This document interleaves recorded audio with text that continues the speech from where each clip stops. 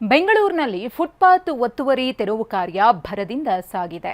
ಈ ನಡುವೆ ಮೈಸೂರು, ಮಂಗಳೂರಿನಲ್ಲೂ ಸ್ಥಳೀಯ ಆಡಳಿತದ ಅಧಿಕಾರಿಗಳು ಒತ್ತುವರಿ ತೆರವು ಮಾಡಲು ಅಖಾಡಕ್ಕಿಳಿದಿದ್ದಾರೆ. ಆದರೆ ಮಂಗಳೂರಿನಲ್ಲಿ ಮಾತ್ರ ಬೀದಿ ಬದಿ ವ್ಯಾಪಾರಿಗಳು ಸಿಡಿದೆದ್ದಿದ್ದಾರೆ. ಬೆಂಗಳೂರಿನಲ್ಲಿ ಫುಟ್ಪಾತ್ ಕಾರ್ಯಾಚರಣೆ 10ನೇ ದಿನಕ್ಕೆ ಕಾಲಿಟ್ಟಿದೆ.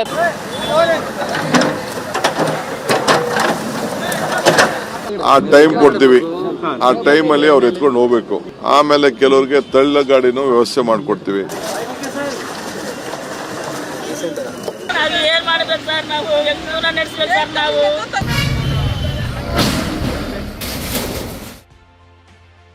ಸಿಲಿಕಾನ್ ಸಿಟಿ ಬೆಂಗಳೂರಿನಲ್ಲಿ ಫುಟ್ಪಾತ್ ಒತ್ತುವರಿ ವಿರುದ್ಧ ಸಮರ ನಡೀತಿದೆ. 10 ದಿನಗಳಿಂದ ಜೆಸಿಬಿ ಘರ್ಜಿಸುತ್ತಿವೆ.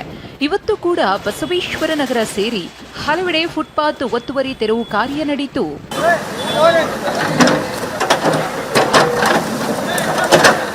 ನಮ್ಮ ಹೊಟ್ಟೆ ಮೇಲೆ ಹೊಡಿಬೇಡಿ, ನಮ್ಮ ಕಷ್ಟ ಕೇಳಿ ಅಂತ ನಿನ್ನೆ ಬೀದಿ ಬದಿ ವ್ಯಾಪಾರಿಗಳ ಒಕ್ಕೂಟ ಸಿಎಂಗೆ ಮನವಿ ಮಾಡಿತ್ತು.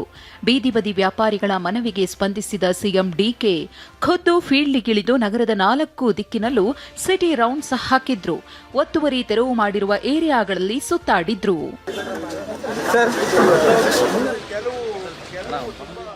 HAL ಬಳಿಕ ದೊಡ್ಡಿನಕುಂದಿ, HSR ಲೇಔಟ್, ಆ ಬಳಿಕ ಜಯನಗರಕ್ಕೆ ಭೇಟಿ ಕೊಟ್ಟು ಸಿಎಂ ಪರಿಶೀಲನೆ ಮಾಡಿದ್ರು.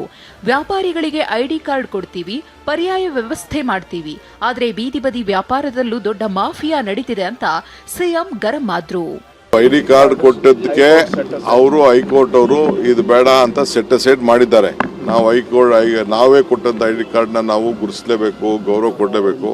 ಬಟ್ ಕೋರ್ಟ್ ಆದೇಶನೂ ನಾವು ಕೇಳಲೇಬೇಕು. ತಿರ್ಗಿ ಅವರೆಲ್ಲರೂ ಕೂಡ ಹೊಸದಾಗಿ ಪರಿಶೀಲನೆ ಮಾಡಿಬಿಟ್ಟು ಆ ಕಾರ್ಡ್ ಅವ್ರಿಗೂ ಕರೆದು ಮಾತಾಡಿ ಹೊಸ ಕಾರ್ಡ್ನ ಕಾರ್ಪೊರೇಷನ್ 5 ಕಾರ್ಪೊರೇಷನ್ ಇದೆಯಲ್ಲ ಕೊಡ್ತಾರೆ. ದೊಡ್ಡ ಮಾಫಿಯಾ ಇದೆ ಇಲ್ಲಿ. ತಂದು ಕೆಲವರು ಇವರು ರೌಡಿಗಳು ಅವ್ರ ಹತ್ರ ದುಡ್ಡಿಸ್ಕೊಳ್ಳೋದು, ಬಿಡೋದು, ಮಾಡೋದು, ಒಂದೊಂದು ಏರಿಯಾಗೆ ಹಂಚ್ಕೊಳ್ಳೋದು, ಆ ಥರ ಎಲ್ಲ ನಡೆದಿದೆ. ಆ ಮಾಹಿತಿ ಎಲ್ಲ ನಮಗೆ ಗೊತ್ತಿದೆ. ಸುಪ್ರೀಂ ಸೂಚನೆಯಂತೆ ಮೈಸೂರು, ಮಂಗಳೂರಿನಲ್ಲೂ ಒತ್ತುವರಿ ತೆರವು. ಕೇವಲ ಬೆಂಗಳೂರಷ್ಟೇ ಅಲ್ಲ, ಸುಪ್ರೀಂ ಕೋರ್ಟ್ ಸೂಚನೆಯಂತೆ ಮೈಸೂರು, ಮಂಗಳೂರಿನಲ್ಲೂ ಫುಟ್ಪಾತ್ ಒತ್ತುವರಿ ತೆರವು ಕಾರ್ಯ ನಡೆದಿದೆ. ಇವತ್ತು ಮೈಸೂರು ಪಾಲಿಕೆಯ ವಲಯ 5ರಲ್ಲಿ ಅಧಿಕಾರಿಗಳು ಅಖಾಡಕ್ಕಿಳಿದಿದ್ರು. ಕೆಆರ್ಎಸ್ ರಸ್ತೆಯಲ್ಲಿ ಅನಧಿಕೃತ ಅಂಗಡಿ ಮಳಿಗೆಗಳನ್ನು ತೆರವು ಮಾಡಿದ್ರು. ಪೆಟ್ಟಿಗೆ ಅಂಗಡಿ, ಶೆಡ್ಗಳು, ತಳ್ಳುವ ಗಾಡಿ, ಜಾಹೀರಾತು ಫಲಕಗಳನ್ನು ಕಿತ್ತು ಕ್ಲೀನ್ ಮಾಡಿದ್ರು.